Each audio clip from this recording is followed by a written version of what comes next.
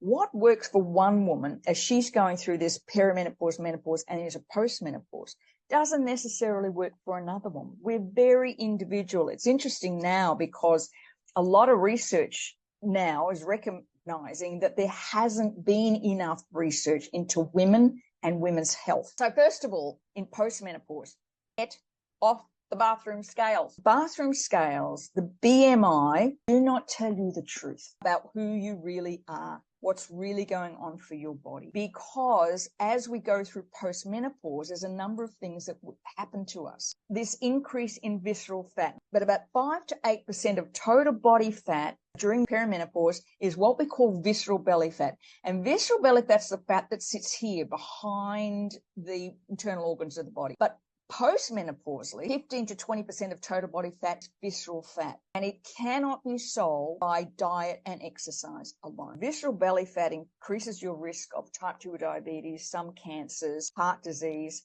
and brain disease. And on average, women gain 5 pounds after menopause. And this is because our estrogen levels decrease and our metabolism slows down. This is an issue for many women going through postmenopause because we're fighting against the estrogen drop. So there's things you need to do in order to increase your metabolism, not looking at restriction.